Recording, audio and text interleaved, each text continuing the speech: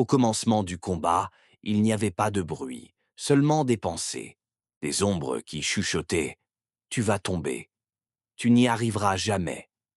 Le croyant avançait quand même, mais son cœur sentait la pression grandir.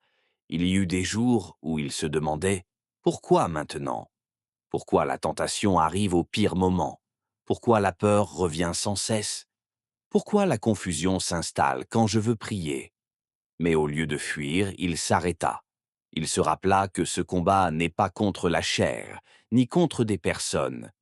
C'est une lutte spirituelle, et il existe une manière de tenir. Alors il commença par une décision. « Seigneur, je ne vais pas laisser le mensonge me conduire. » Et doucement, la vérité reprit sa place. Sa bouche recommença à parler avec pureté. Son esprit apprit à se réaligner sur Dieu. Les ombres revinrent, plus fortes. Elles envoyèrent des attaques, découragements, accusations, distractions. Elles voulaient lui voler la foi, lui voler la paix. Mais le croyant se plaça comme quelqu'un qui a compris. Il prit son bouclier. Il crut ce que Dieu dit, même quand les émotions crient le contraire. Quand une flèche enflammée essayait de brûler son cœur, il répondait par la foi « Dieu me voit, Dieu me garde, je ne suis pas seul ». Et dans cette résistance, quelque chose changea. La peur ne disparut pas d'un coup, mais il ne lui obéit plus. Il garda la tête levée, car l'espérance ne meurt pas. Puis vint le moment de la parole. Une lumière se leva comme une épée. Le croyant ne se contenta pas de penser. Il déclara. Il proclama la vérité au lieu de laisser le mensonge parler. « Seigneur, ta parole me relève.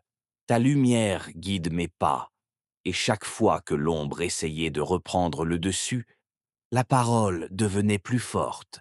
La prière devint alors plus qu'une habitude. Elle devint une rencontre, une respiration, un lieu où son âme retrouve sa place. Quand la nuit semblait trop lourde, il pria encore. Quand ses forces semblaient faibles, il s'approcha de Dieu. Et même en prière, il pensa aux autres. « Seigneur, protège mes frères et sœurs, soutiens ceux qui tombent, affermis ceux qui doutent, que ta paix les visite. » La prière montait et le combat se renversait. Les ténèbres reculèrent, non pas parce que le croyant était plus fort, mais parce que Dieu était là. Alors, le cœur enfin respirait. Les ombres se dissipèrent comme de la fumée. Les pensées sombres perdirent leur pouvoir. Il ne restait plus que la lumière, plus que la paix, plus que la certitude. Le croyant se releva pleinement. Il se tint debout, calme, victorieux, dans la grâce.